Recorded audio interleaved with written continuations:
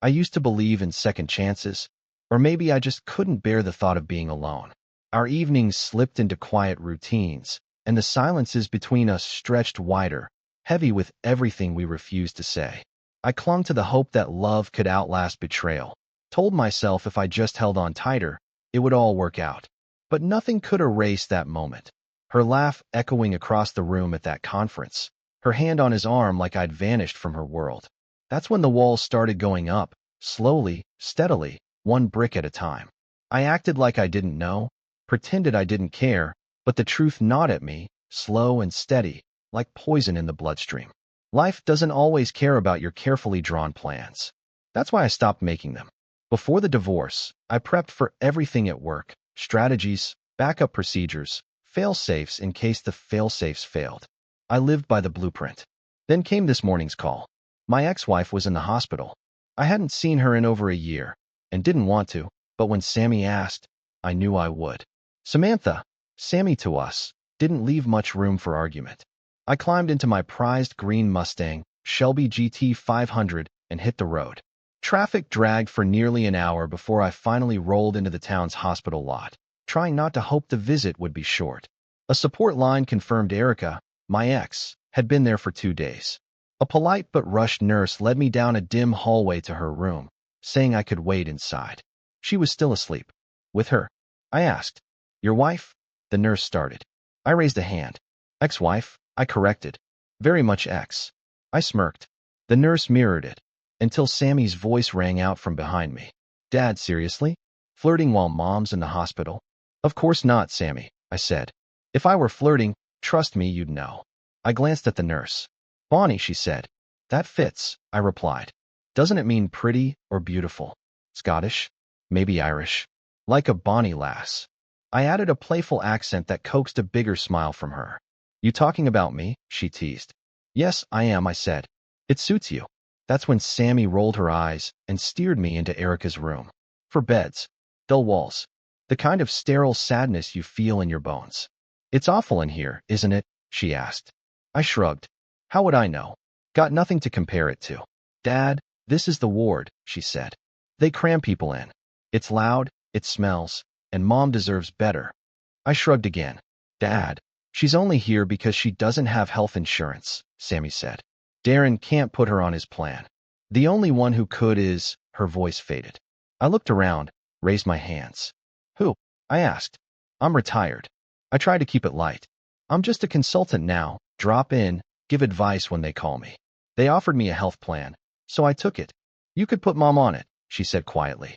Sammy, sweetheart, I love you more than anything. I'd do almost anything for you. But you need to understand, your mother and I are divorced. I did everything the judge required. Took out a loan just to make sure she got every penny she was owed. I paused, saw the look in her eyes. Like she thought I was still holding something back. Come on. How many divorced people do you know who actually paid everything on time? You hear stories. Missed alimony, skipped child support. I never missed a payment. I gave your mom what she was owed. Not everything she wanted.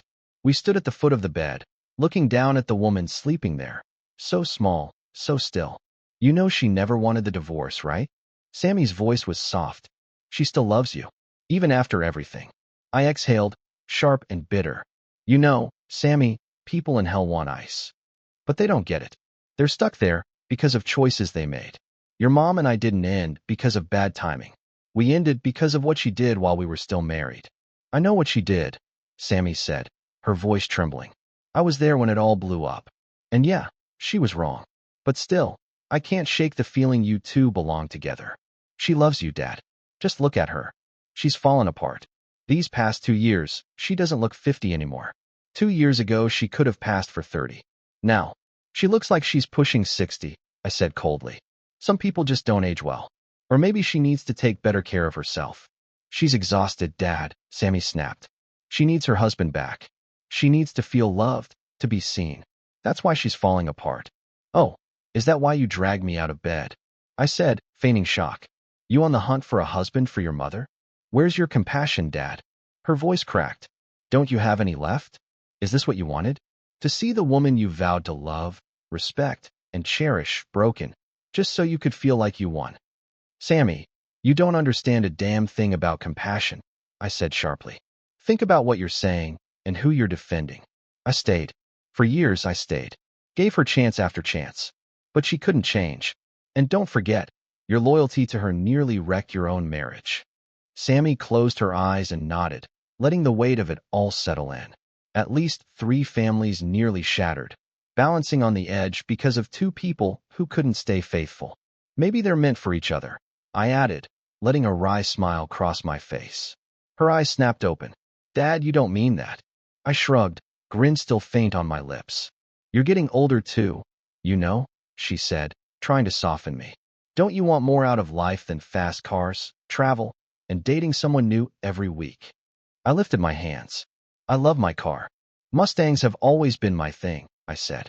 I enjoy the open road. I like seeing the world. And as for the weekly flings, I've actually been seeing Shelley for almost a year now. I smirked. Redheads have always had my number. Besides, you introduced us. But Dad, her voice cracked. Don't you want something real? Someone to build a life with again? Been there. Done that. I said, sharp and without hesitation. I thought I'd found the one. I loved her enough to swallow every ounce of pride and still try to fix what she broke. Even after the betrayal, she just couldn't let it go. Some women can love 2 men at once, Sammy said quietly. And some men can live with that, I replied. But I'm not one of them. She sighed. Why am I even here, Dad? I've been at this hospital since we brought her in. I just wanted a break, to shower, to see my husband. Darren's been amazing. He even sat with her for a few hours so I could rest. But I can't ask him to do that again. You know he doesn't really like her. They were fine until I left everything hanging. Now I'm not even sure it's dislike. Maybe he's just scared. Scared that being around her too long might change something in me. Because he loves you, I said. She turned to me, voice small. So do you really love me, Daddy? I cupped her face gently. Always have. Always will, Angel. Then why can't you just be kind to Mom? She asked, voice breaking. Why can't you show her a little compassion for me? Because sometimes, I looked away, voice low and hard. I can't find my heart. She tore it out while it was still beating. Sammy's eyes widened, startled by the sharpness in my voice. I loved her, Sammy. I loved her longer than you've been alive. And through all those years, I kept the peace, swallowed my hurt, kept trying. But no, Sammy, I can't be friends with her. I can't just move on. I can't bury the hatchet, unless it's buried in her forehead. I don't even know why I'm here, I muttered. Dad, Sammy said softly. Have you gotten your closure? You've already broken her spirit. What else do you need? Sammy, I didn't go after your mother for revenge, I said. I just walked away. I left. I know, she replied. But I still don't get it. She looked down, voice growing heavier. So many things haven't made sense these past 2 years. Since the divorce, there's just so much I still can't figure out. Like what? I asked. We split everything evenly, except the house. But something doesn't add up, she said. Mom never cared about material stuff. She just wanted you. And it always felt like you should have had more money than you did. Her lawyer went through the finances, I said with a shrug. Then how are you driving a custom Mustang that Darren says is worth at least 50 grand, while Mom can't even afford a car? She asked. Maybe I've got better credit, I replied, half smiling. She sighed. Anyway, I'll sit with her a bit. Play some games on my iPad. You go take a break, Dad. I'll give you a breather, sweetheart, I said gently. If she wakes up, I'll call right away. What's the point? She said quietly. Handle it, Dad. Mom's been diagnosed with severe depression. She's on meds for it. There was a pause. Then her words dropped like stones. For some reason, she took all her pills at once. They had to pump her stomach. She wasn't eating. She was drinking too much. She's exhausted, dehydrated, and we still don't know if it was an accident or not. So she probably won't wake up, right? I said, half smirking. That's right, Sammy said. But Dad, if she does, please, just be kind to her. For me. Okay, Sammy, I said. She kissed my cheek and walked out. I sat in the chair beside the bed, pulled out my iPad, tried to read, but the words slid off the screen. My mind drifted back to the beginning. We do strange things for our children. When Sammy was little, she used to try and cook, mixing every kind of candy she could find into her wild creations. I love my daughter more than anything, so no matter what she made, I'd take a bite, smile, and tell her it was the best thing I'd ever tasted. I remember the night she invited her mother and me over for dinner. Just the three of us. A sweet attempt to stitch something back together. The roast was dry as the Sahara. I think Darren knew it too. He kept topping off my drink every time I set it down half full. Good thing I'm not a heavy drinker, or that roast might have turned me into one. Still, it was a good night. One of those rare evenings with family. Simple, warm, and fleeting. The kind you wish could last forever. I spent some time with my grandson, little John, Sammy's 2-year-old, named after me. Mischievous, full of energy, and in my eyes, absolutely perfect. The highlight of the evening came when Sammy and Darren shared the news. She was pregnant again. Darren, what are you doing to my daughter to keep this up? I teased, grinning. We fell into the usual talk. Cribs, cravings, due dates. Everything felt warm, easy. We even tossed around baby names. If it was a girl, we all agreed on Elizabeth after Darren's mom. I suggested Peter for a boy, honoring his dad. Darren liked the sound of it. Then Erica chimed in. You already have one grandchild named after you, darling, she said. Why not let someone else have that honor this time? What do you mean? I asked, playing along. Let me guess. You want to name them Erica if it's a girl, and Eric if it's a boy. She smiled. Actually, I was thinking Randall. We could call him Randy. Randall James Dillon, she added. Has a strong ring to it, doesn't it? The temperature in the room dropped. Sammy turned, uncertain. I don't know. I don't like it, she said. I prefer Dad's suggestion. Don't you, Darren? Darren, still caught up in the glow of family talk, hadn't noticed my face. He nodded absent-mindedly, still smiling. Then Erica reached for my hand, something she used to do without thought. I pulled away. A little too fast. Too sharp. Sammy didn't catch it. What do you think, Dad? I looked her straight in the eye and, in the coldest voice I'd ever used with her, said, I think if you use that name, it'll be just as big a mistake as what your mother just did. It was like one of those scenes in a movie, laughter still echoing, music in the background, and then, that sound. The scratch of a needle dragging across vinyl. Everything stopped. Silence stretched long and thin. Probably just seconds, but it felt like forever. Darren cleared his throat and glanced at his watch. Wow, I really need to get to bed. Early meeting tomorrow. Thanks for the evening, Darren, I said, standing. Love you, Sammy. I made for the door. Dad, what's wrong with you? Sammy called after me. Are you forgetting something? Hug me, Sammy, I said without turning. I need to go. I can't breathe. She laughed, still trying to lighten the mood. I meant Mom. Come on. I thought you didn't drink, Darren. What have you been giving my dad all night? Just Pepsi, honey, I replied, though I could use something stronger now. John, what's going on? Erica asked softly, stepping toward me again. She reached out. And this time, when I pulled away, it was clear, too clear. Everyone saw it. We'll talk about it at home, sweetheart, she whispered. No, we won't, I said, my voice like ice. I'm going back to my house, I said firmly. I don't know what you'll do or where you'll go, but it won't be with me. Wait, Dad, Sammy called out, panic in her voice. Is this about the name? Are you upset with Mom over the name? Erica's eyes widened. She understood before I said a word. No, sweetheart, I said, calm but cold. I'm not upset. I'm not even angry. I just woke up. Sometimes the people you love hurt you. I continued. And you take it. You stay silent, waiting for things to change, hoping the weight lifts, the pain fades. But then something happens, and you realize it was all for nothing. Some things can't be overlooked. Everyone stared at me, except Erica. She didn't have to. She already knew. Dad, you're not making sense, Sammy said. I looked her in the eyes. Your mother wants to name my grandson after the man she's loved for the last 15 years. The man she had an affair with. She just found out he died. And now, she's trying to keep him alive. Through my grandson. The silence cracked. Sammy and Darren turned toward Erica.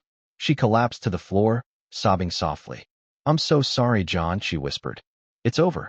It ended more than 5 years ago. I tried to be a better wife. Why did it end, Erica? I asked, steady. She looked up, broken. Because I felt guilty, she said. I knew it was wrong. So I stopped. Can we talk about this? It wasn't a full-blown affair. We only met once a year. And it wasn't always physical. But every time I came home after, we had the best times together, didn't we? I loved you. I still do. We need to talk. You don't understand. It's not as bad as it seems. It's worse than you think, Erica, I said, my voice cutting through hers. Maybe once the divorce is finalized, you'll finally tell the truth. I'm done with the lies. What are you saying? She asked, trembling. I'm saying if you could still see him, you would, I said. I told you. I ended it, she cried. And you're still lying? I snapped. I'm done. Done with what? She asked, desperate now. I went to Boston 5 years ago, I said quietly. I found him. Her breath caught. I beat him so bad, he ended up in the hospital. Her hands trembled. I took his phone before you ever boarded your flight. I read every message, every word. I may use them as evidence. I told him who I was. Warned him, if he ever came near you again, it'd be his last day on earth. I told him I'd inform his wife about everything, that if he so much as reached out to you, I'd be back. That's why it ended, Erica. I did end it, John, she said through trembling lips. I'm sorry. I was wrong. I was confused. It was a mistake. I'm sorry too, Erica, I replied. I was wrong as well. I was confused. My mistake wasn't betrayal. It was trying to save something already broken. I did it for Sammy. I didn't want her to endure our divorce while she was still young. I thought maybe if I held on long enough, loved you hard enough, we could push through it. I thought love could patch the cracks. I was wrong. Instead of letting it end when it should have, I forced it to work. But you were right about one thing, I said quietly. You did end something. The night you spoke his name, that's when our marriage died. I walked out, got into my Mustang, let the engine roar as I tore into the night. Miles of dark, moonlit roads stretched ahead, and I welcomed them. I turned off my phone, wanted no calls, no texts, no questions. Oddly, I didn't feel shattered. Not the way I thought I would. Maybe because I'd known. For over 5 years, I'd carried that knowledge like a hidden blade, and I'd been bracing for this moment the entire time. For Erica, though, it was a different kind of blow, realizing I had known all along, and that only now, after everything, she understood why it had ended. She thought she was in control, ending the affair on her terms. But the truth was, it ended the night she flew to Boston for that conference. The same one she attended every year. The one she claimed lasted 2 days, even though it didn't. She booked her usual hotel. After the one-day workshop, she had dinner with Randall. They talked until the restaurant closed. She mentioned me a few times, casual, distant. Afterward, they shared a light kiss, and she returned to her room. Randall headed to the parking lot to get his car. I was already there, sitting on the hood. Hey, this is my car, he said. Sorry, I replied. It's wrong to touch things that don't belong to you, isn't it, Randy? He squinted. I couldn't agree more, he said cautiously. Is that one of my hubcaps? Yes, I said with a calm smile. I took it myself. But let's not talk about hubcaps, Randy. Let's talk about Mary, your wife. The one waiting for you on Sycamore Street. It's probably too late to visit her now, I added. Maybe I'll drop by tomorrow. I'm calling the police, Randy said, stepping back. I pulled out my phone, held it toward him. Go ahead. But it'll be my word against yours, and you'll lose. Because somehow it'll get out that you were spending the evening with my wife, Erica, while your faithful Mary waited at home. His face drained of color. I'm not that kind of guy, Randy stammered. No, Randy, I said, stepping closer. But I'm not either. I think you're mistaken, he said, trying to keep his voice steady. I do know Erica, but we haven't been spending time together. Then he looked into my eyes. And he knew. Okay, he confessed. We had dinner tonight. Just dinner. We were talking about the conference, lost track of time. That's all. Nothing else happened. Phew, I said, smiling. You scared me there. He gave a relieved chuckle, thinking that was the end of it. Then I punched him, hard. He hit the pavement like a bowling pin, stunned. Tried to scramble up and run. I picked up his own hubcap and threw it at his feet. He tripped and fell again, face first into the asphalt. By the time I was done, both his eyes were swollen shut, his nose was crooked and leaking blood, and his lip was torn open. You really scared me, Randy, I said, standing over him. For a second, I thought I might not go through with it. I know you only had dinner tonight, I added, crouching beside him. But what about last year? Or the year before that? How long has this been going on? Maybe 15. Maybe 20 years, he muttered, barely audible. It's over now, Randy, I said. He nodded quickly, like a man who finally understood what it meant to be out of second chances. If you ever speak your name to her again, I'll destroy your life. Your marriage, Your job, everything. Do we understand each other? Another nod. No visits. No texts. No calls. No excuses. There won't be another warning. I understand, he croaked. Good, I said, stepping back. Because next time we talk, it won't be so civil. And that was the last I saw of Randy. When I got home, Erica acted like nothing had happened. She tried to make things right the way she always did after those conferences, tried to seduce me into forgetting. I didn't give in. Normally we'd take a trip together after that trip, some romantic escape. But this time, I claimed I was too busy. Truth was, I couldn't look at her the same way anymore. No matter how hard I tried, I couldn't shake what I'd seen, what I'd done. My mind boiled. Day and night, I lived in a loop of fury. If misery really loves company, I was ready to hand out invitations, and Randy was at the top of the guest list. Now, if you don't know the band Judas Priest, they have an album, Screaming for Vengeance. That title, that was me. All day, every day. I wanted blood. I wanted someone to feel what I felt. Someone had to pay, and someone did. Through quiet business connections, I pulled the strings behind the scenes. Got him fired. No public scandal, no messy trail. Just gone. Out of a job. Out of her life. He never knew it was me. But I knew. And it felt good. Sickeningly good. Like offering Erica flowers with one hand, while burning Randy's life with the other. I spent 5 years perfecting that balance, playing the loving husband while quietly crushing the man who broke us. And no, I never regretted a second of it. At the same time, I knew the end was coming. A divorce from Erica was inevitable. So why didn't I just confront her? Why not file and be done with it? Because despite everything, I still loved her. Some part of me, buried beneath the anger and betrayal, still wanted to believe in her, still hoped for a second chance. But my mind, trained for years to prepare for anything, whispered a different path. So I lied. I told Erica there was a pay freeze at work, when in truth, I'd just received a promotion. A few months later, I earned another one, something I'd chased for over a decade. My salary nearly doubled. I said nothing. Instead, I funneled the extra income into accounts she didn't know existed. 2 years later, another raise, another promotion. Still silence. The goal? Simple. If we ever divorced, she'd still think I was earning $40,000 a year. The divorce would be based on that figure. I know what you're thinking. No way that would hold up in court. A lawyer would demand tax returns, talk to HR, dig up the truth. But my boss? He was reeling from his own brutal divorce. He didn't just understand, he helped. On paper, I was still a middle manager. My official title stayed the same. It looked perfectly normal. Everyone under me reported to me. I reported to no one but the executives. But the salary? 3/4 of it got funneled through a company that looked like one of our suppliers. I didn't own it. Wasn't a director. The board? Just my fishing buddies, guys I'd known for years. In return for letting me use their names, I took them fishing a couple of times a year. They were listed as volunteers. No tax implications. No red flags. From there, the money flowed straight into an offshore account. Untouched, untraceable. Sometimes I used it. Quietly. After Sammy and Darren got married, I made a large down payment on their house.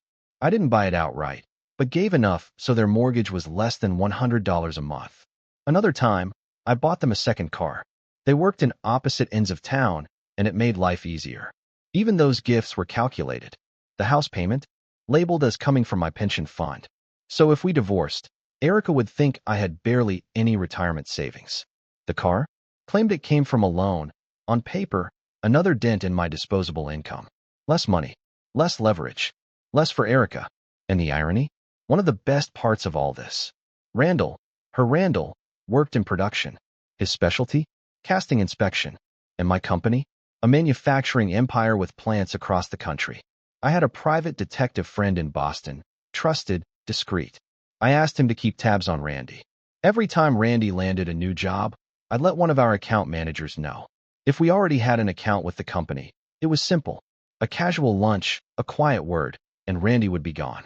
If we didn't, we'd open one, just for the chance to pull the trigger. I kept a spreadsheet. A dedicated file on my computer, Randy's name at the top, followed by a neat, growing list of his downfalls. Sometimes, I didn't even need to intervene. Over time, his reputation soured on its own. Word spread. The guy who couldn't keep a job. Untrustworthy. Damaged goods. Eventually, Randy couldn't even land an interview in the manufacturing world. Before he died, he was working landscaping gigs, day labor, scraping by. His marriage? Strained under the weight of it all. His wife picked up the slack, went back to work to keep their family afloat. I never touched her career. I had no quarrel with her. And their kids? I made sure they got what they deserved. His daughter, bright, determined, got into law school. I created a scholarship just for her. Funded it. Named it something vague and untraceable. Every year, she got what she needed. Books, tuition, bonuses, never knowing the man funding her success was also orchestrating her father's fall. The scholarship ended the year she graduated. Clean break. She never found out. Meanwhile, Randy withered. He was a proud man. Wanted to be the provider, the backbone. Watching that crumble gutted him. He turned to drinking, and slowly, it consumed what was left of him. But even then, he never raised his hand. Never took it out on his wife or daughter. By the time he died, he was just a shadow. Hollowed out. I'd done that. And I knew I'd changed, too. I wasn't the man I'd been when I first uncovered Erica's betrayal. I used to be calm, friendly, open-hearted. But the betrayal? It hollowed me out, too. When I looked in the mirror, I didn't see a monster. I saw me, John Forrest, the kind family man. But shouldn't monsters look the part? Shouldn't they wear black hats or have some twisted sneer? Maybe I should repaint the Mustang black, just to warn the world. But even as I wrestled with those thoughts, I kept moving. I couldn't stop. My heart, shattered, no longer ached for healing. It burned for revenge. My soul didn't want forgiveness. It wanted justice. Cold, precise, unrelenting. While Randy's life fell apart, I kept my eyes on Erica, too. I knew I couldn't trust her. Not anymore. And there's a special kind of sorrow in losing faith in the person you once swore forever to. Her affair didn't just destroy our marriage. It shattered something inside me. So for 5 long years, while I was silently pushing Randy into the ground, brick by brick, I was also watching Erica and preparing to walk away. Unlike most men scrambling to protect their assets in a matter of days or weeks, I had 5 years. 5 long years to plan, to prepare. At first, I thought I'd wait even longer. Despite it all, Erica was still beautiful, though the glow had started to dim. My original plan was to hold out until the shine faded completely. But Randy? He didn't last as long as I expected. So I shifted gears. I hid every dollar I could, saving in silence while playing the part of the loyal husband. I didn't worry about the house. It wasn't legally ours. It had been in my family for generations. My parents still owned it, but they'd let us live there rent-free since they no longer needed so much space. When the time came, I made sure the lawyers had that detail locked in. The house was never a marital asset. It belonged to my parents. Period. But nothing hit harder than what I read while waiting for my luggage at the airport. Erica's message to Randall. She gushed about how lovely their dinner had been, how sweet their kiss felt, and how much she missed the intimacy they used to share. Still, she was proud they hadn't crossed that line this time. Proud of her restraint. She said their new version of love, romantic but not physical, was even better, safer, cleaner, something they could keep forever, guilt-free.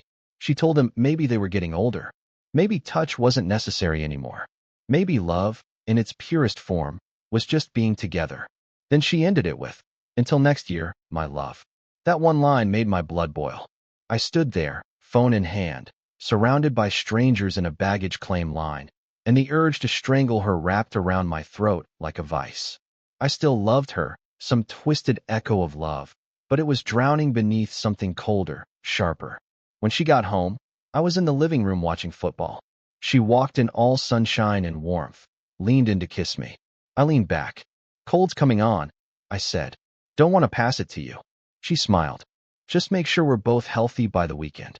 "Why?" I asked. "What's happening this weekend?" "Our vacation," she said. "We always go after my boring conference. Remember? Maybe this year you and Sammy should take a mother-daughter trip," I said, keeping my tone light. "I really can't take time off work right now." "But it's just the weekend," she coaxed. 4 nights, 3 days in Hawaii. Just us. We might not even leave the hotel room. I bought lots of things you'll like. And I wondered, how many of those things would Randy have seen if he'd arrived a little sooner? "There's a wage freeze," I said. "They're looking to cut costs. I need to stay off the radar. Can't give them any reason to see me as expendable." "I understand." she said, kissing my forehead. I'll call Sammy. Then she headed upstairs. Be in the bedroom 10 minutes after I go up, she called softly. I didn't answer.